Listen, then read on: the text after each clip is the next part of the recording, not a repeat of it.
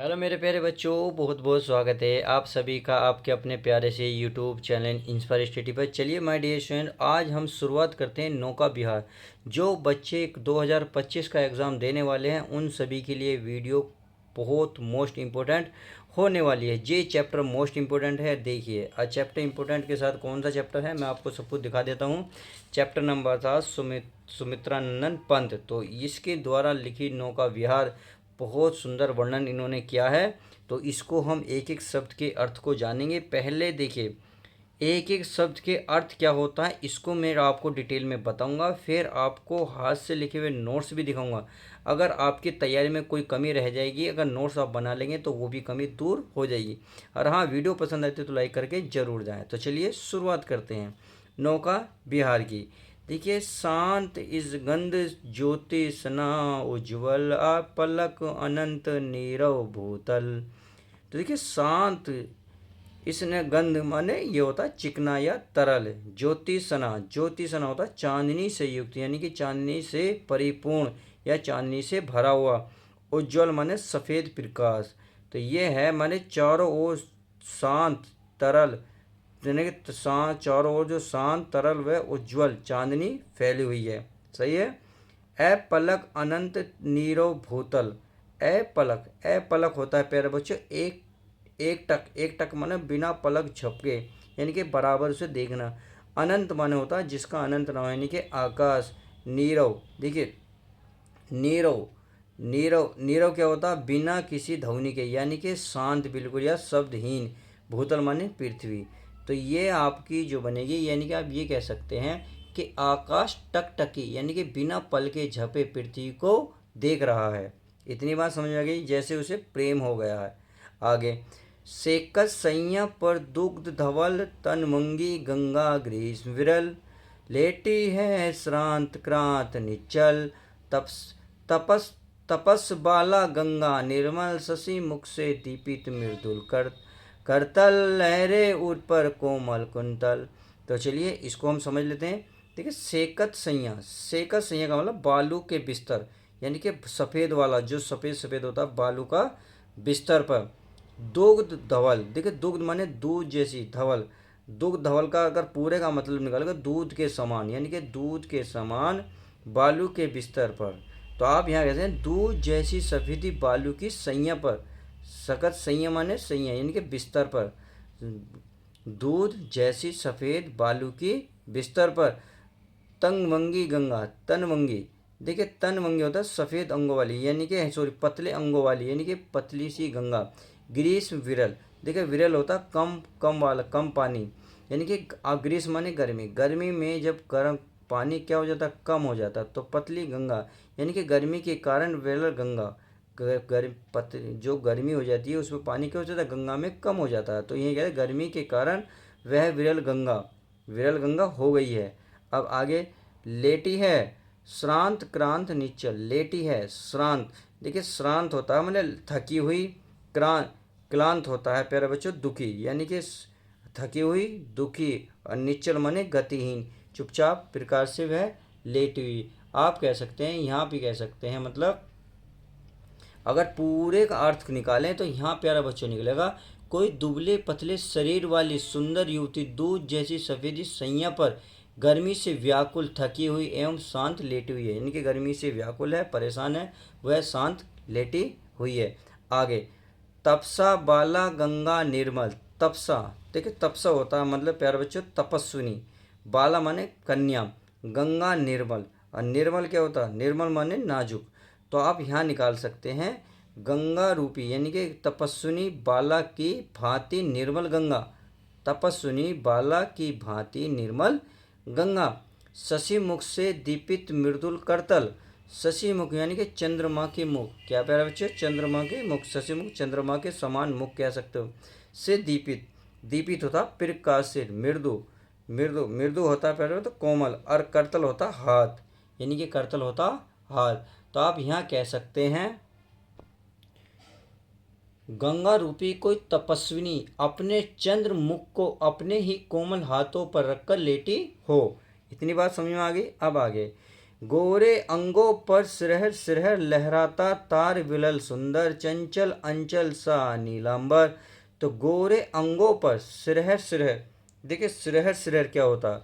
सिरहर सिरहर होता है मतलब कांपते कांपते हुए, लहरा रहा है तार तिरल। तार तिरल का मतलब है तारों से युक्त, यानी कि तारों से परिपूर्ण सुंदर, यानी कि तारों की छाँव में। चंचल, चंचल होता है मतलब गति से युक्त, यानी पूर्ण गति में। अंचल, अंचल सा यानी कि आंचल के समान। नीला अंबर, नीला अंबर नीला आकाश। अगर आप इसको प्यारे बच्चों पूरे अक्षर को मिलाओगे तो आप ये कह सकते हैं कि आप ये कह सकते हैं प्यारे बच्चों, अरे प्यारे बच्चों ये लाइन तो रहेगी। चलिए, लहरे उर पर कोमल कुंतल। लहरे में लहरे, उर माने होता है वृक्ष, क्या होता है? वृक्ष यानी कि छाती। वृक्ष उर पर कोमल कुंतल, कोमल कुंतल, कुंतल होती है बहुत सारे बाल। तो इसका देखिए पूरे का अर्थ आपको आपको प्यारे बच्चे निकालना पड़ेगा। देखिए कैसे निकलता है, ये निकलेगा आप अगर ध्यान से देखेंगे। गंगा रूपी को तपस्विनी अपने चंद्रमुख को देखिए कोमल हाथों पर रखकर लेटी हुई है, और छोटी छोटी लहरें वृक्ष स्तर पर, वृक्ष स्थल पर ऐसे प्रतीत हो रही हैं जैसे वो लहराते हुए केस हों। आई होप इतनी बात समझ गए। अब आगे, गोरे अंगों पर सिरे से लहराता तार विरल सुंदर चंचल अंचल सा नीलंबर। तो अब इसको समझेंगे। देखिए अब इसको क्या कहेंगे, देखिए इसे तारों से भरे आकाश की चंचल परछाई गंगा के जल में जब पड़ती है तो वह ऐसे प्रतीत होती है जैसे रूप गंगा रूपी तपस्विनी बाल के गोरे गोरे अंगों के स्पर्श बार बार कांपते हों। इतनी बात समझ में आ गई। अब आगे, आगे देखिए आगे भी है। अगर आप इसे देखेंगे तो कांपते हों, तारों से युक्त उसका नीला आंचल लहरा रहा हो। सही है, चाहे दोबारा सुनो। देखो, तारों से भरे आकाश की चंचल परछाई गंगा के जल में जब पड़ती है तो वह ऐसे प्रतीत होती है मानो, यानी कि जैसे गंगा रूपी तपस्विनी जो है बाला के गोरे गोरे अंगों के स्पर्श से बार बार कांपता तारों से युक्त उसका नीला आंचल लहरा रहा हो। आई होप इतनी बात समझ गए। अब आगे देखते हैं, आगे क्या कह रहे हैं। साड़ी की सुकन, साड़ी की सुकुड़न से जिस पर शशि की रेशमी विधा विधा से भर सिमटी। साड़ी की सिकुड़न मानी जो सिकुड़ती है, साड़ी की सिकुड़न से जिस पर शशि की रेशमी, देखिए शशि की रेशमी, शशि माने होता है चंद्रमा, और की रेशमी, रेशमी माने किरणों की, यानी कि चंद्रमा की किरणों की विधा से भर, और विधा होता है प्रकाश से भरी हुई, यानी कि चंद्रमा की किरणों की जो है प्रकाश से भरी हुई सिमटी हैं विरदुल विरतुल मृदुल लहर। विरदुल, देखिए विरदुल क्या होता है? विरदुल गोलाकार, यानी कि गोलाकार एक आकृति। मृदुल, मृदुल होता प्यारे बच्चों कोमल लहर, कोमल लहर। तो अगर आप इसके पूरा मतलब निकालेंगे, यानी कि साड़ी की सिकुड़न सी, तो इसका प्यारा मतलब बच्चों मतलब निकलेगा कि चंद्रमा की कोमल चांदनी से प्रकाशित छोटे छोटे कोमल बल खाती लहरें ऐसे लग रही हैं मानो लेटने के कारण उसके रेशमी साड़ी में सिलवटें पड़ गई हों।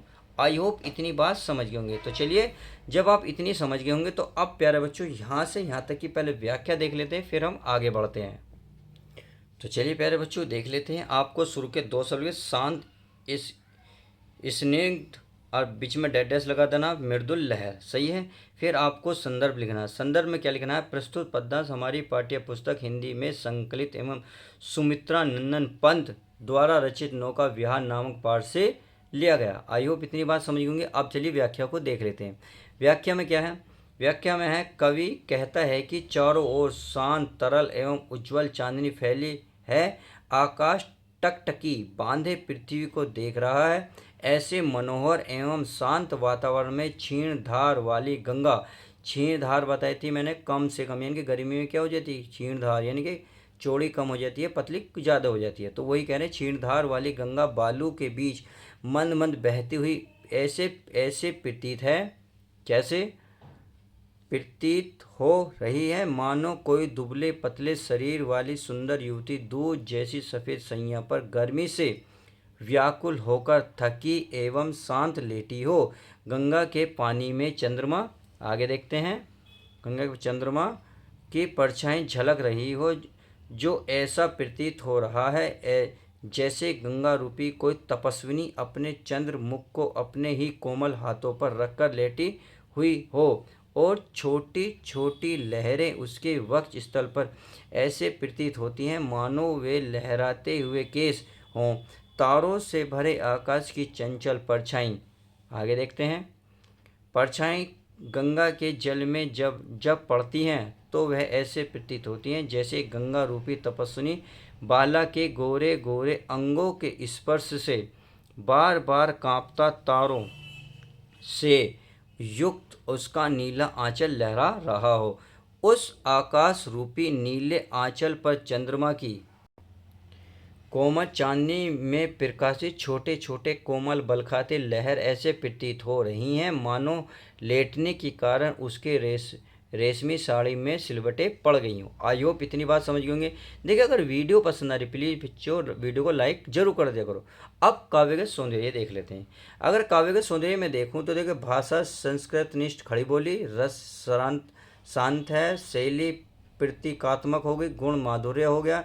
अलंकार की बात करूँ तो मानवीकरण, पुनरुक्ति, प्रकाश। आई होप इतनी बात समझ गए होंगे। चलिए अब आगे को पढ़ते हैं, फिर देखते हैं इसके आगे की व्याख्या को। तो चलिए, अब हमने यहाँ तक तो प्यारे बच्चों कर लिया। अब आगे देखते हैं आगे क्या कहता है। देखिए, चांदनी रात का प्रथम पहर, यानी कि चांदनी रात यानी कि आधी रात की बात कर रहे हैं। चांदनी रात थी, उसमें का प्रथम पहर था। हम चले नाव लेकर सतवंत, यानी कि सत्वर। सत्वर का मतलब होता है शीघ्र, मानी तुरंत। हम नाव लेकर तुरंत चल पड़े। सिकता की स्मित सीपी पर मोती की ज्योतिसना रही विचल, लो पाले चढ़ी उठा लंगर।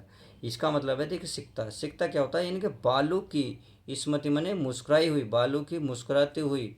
सीपी पर मोती की ज्योतिषनी मैंने पहले बताई थी, मैंने पहले बताया चांदनी रही थी विचल, यानी कि विचल रही थी। अगर इसकी पूरी लाइन का मतलब लगोगे तो देखो, ये कह रहा है मतलब खुली पड़ी, जो रेत है वो खुला पड़ा था, तो रेतीली सीपी पर चंद्रमा रूपी मोती की चमक, यानी कि चमक का मतलब चांदनी भ्रमण कर रही थी या घूम रही थी। आयु इतनी बात समझ होगी।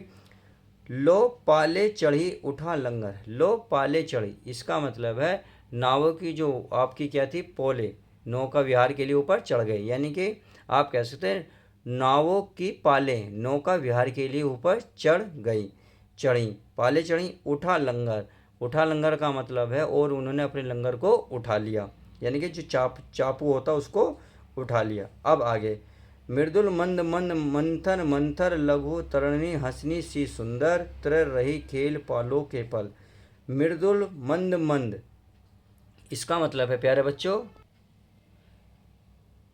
यानी कि आप ये कह सकते हैं कि लंगर उठते ही छोटी छोटी नावें जो हैं अपने पाल रूपी पंख खोलकर, पाल रूपी लघु माने होता तरुण, छोटी, तरणी माने नाव, हसीना के सुंदर, यानी कि हसीना के समान सुंदर, मंद मन यानी कि धीमी धीमी।